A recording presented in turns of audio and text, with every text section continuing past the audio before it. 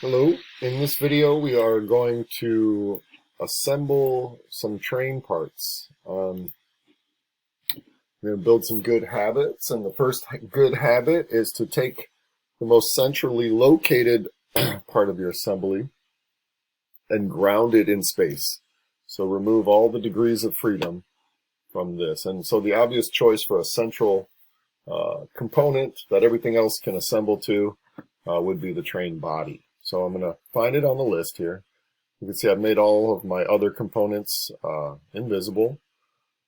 Some of these components you can see have been copied a bunch of times, and you need to do that. So let's go ahead and right click on the name here and just turn on ground. You'll see there's a tiny thumbtack on the component body and it's locked in space. I'm going to come down here and I'm going to turn on component number 3. That's my smokestack. Do a little zoom job and get it so you can see everything. But what I'm going to do is assemble this, put this into the hole where it goes. And the way you do that is with this assembly constraint called joint. Okay, you can see the hotkey for joint is J. And so you should get in the habit of clicking J, choosing the geometry that you want. And we're going to try to put it in the, so we want to connect that to the base of the hole down here. And if you select the right two parts, it should go in deep enough. Once it's in there, you can mess around with it a little bit. You can even rotate it a little bit. But once it's in there, you're welcome to say OK. If you flip it, it would be upside down. And sometimes when things go in upside down, you have to hit flip to get it just right. So we're going to say OK. And now when we hit the house, we've got the smokestack inserted. We've got some icons here that let us know that there is a joint right there. And that one's good to go. So we're going to do a little more advanced component next. Let's turn on the one right underneath it. No, how about this one? Yes. We're going to put, well, I thought I had a blue one somewhere. Let's see, I want to find my blue cow catcher.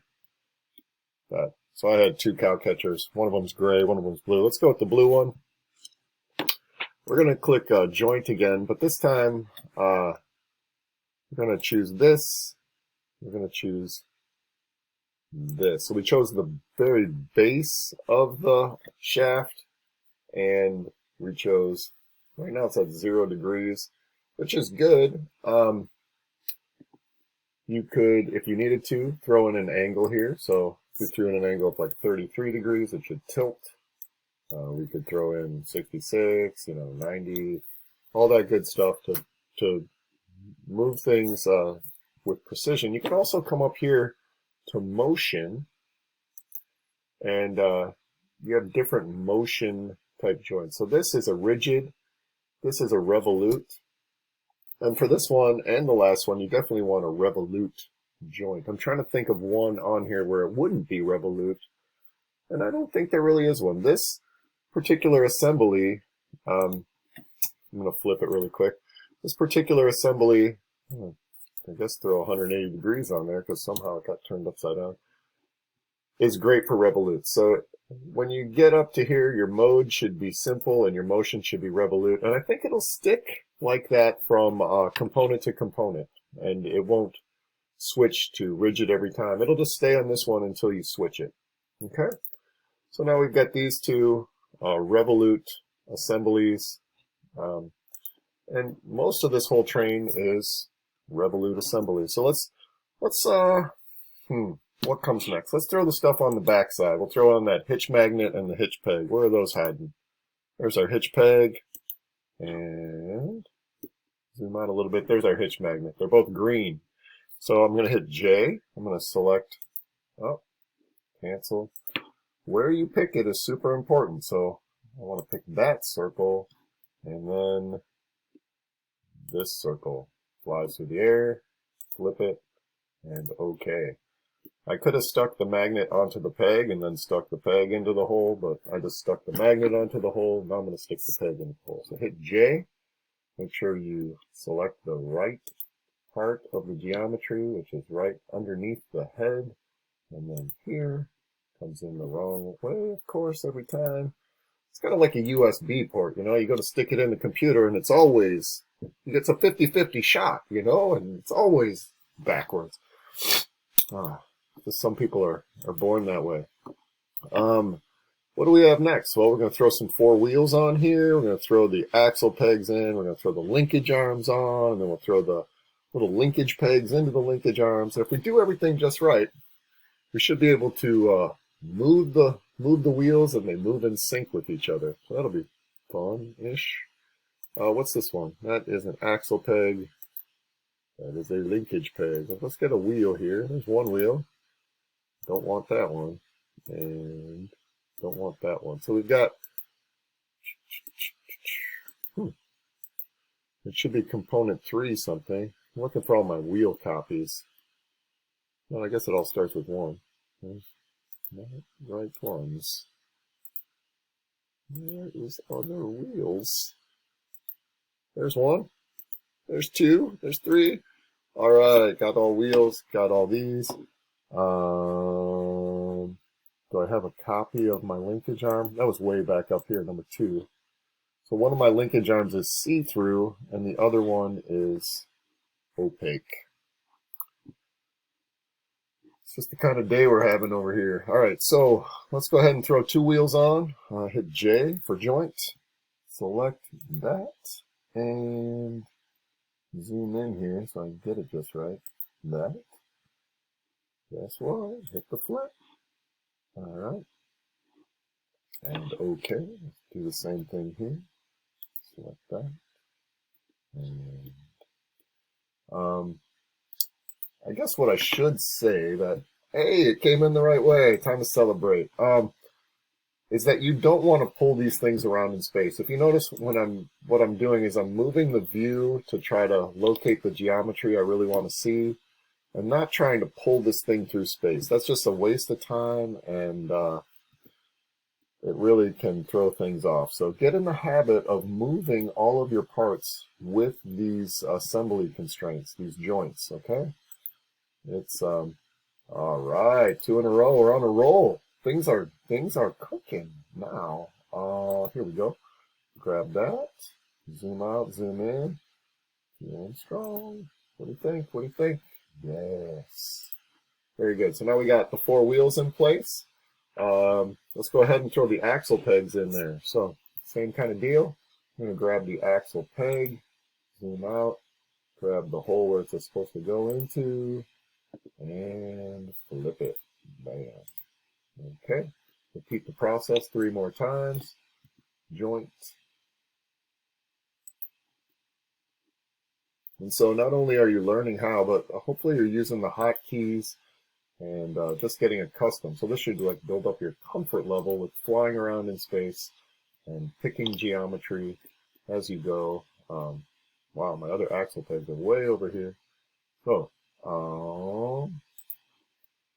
spin move, zoom out, zoom in, and get it. And it came in right. All right. Joint, we want to choose that hole. And spin move. That geometry. And whoa, what happened there?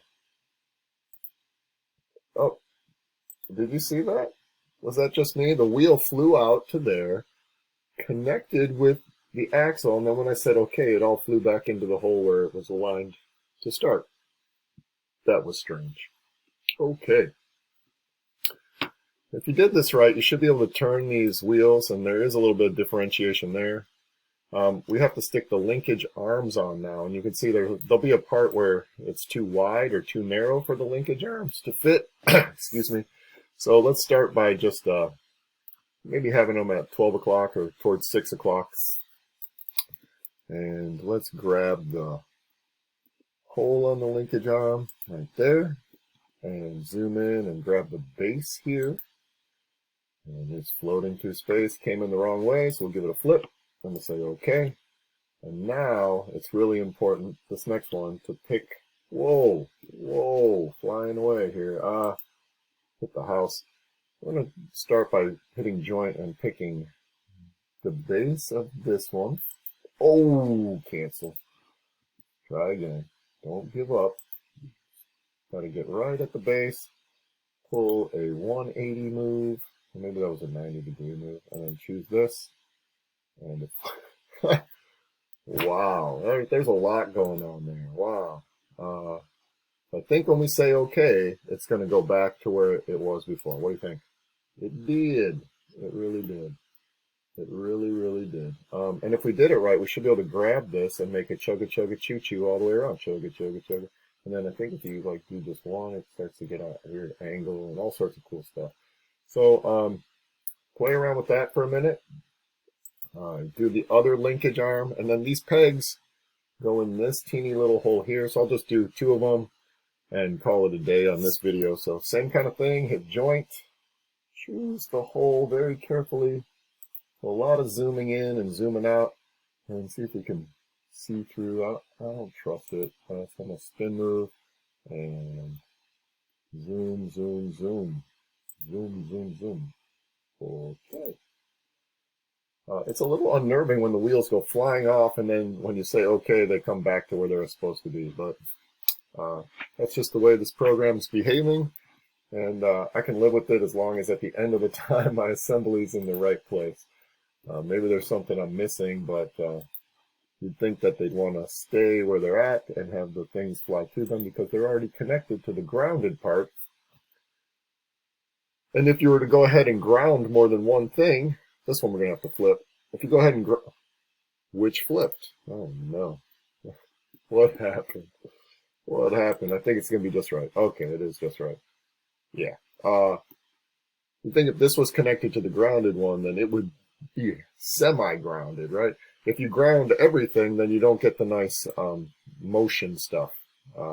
Like if we grounded this, let's go ahead and ground this component here. We've taken, some components have been moved. Let's capture the position. I don't know what that means. But now we can't move anything. Can we move this side over here? Yes. But this side's been grounded, so this has lost all of its degrees of freedom. Let's unground it, and now it's cooperating again. So there's a lot in there. Go ahead and take your time, and I'm sorry that this train has not got the good colors. I'm assuming that, you know, my students will have much nicer colors on their trains than I'll have on mine. And okay.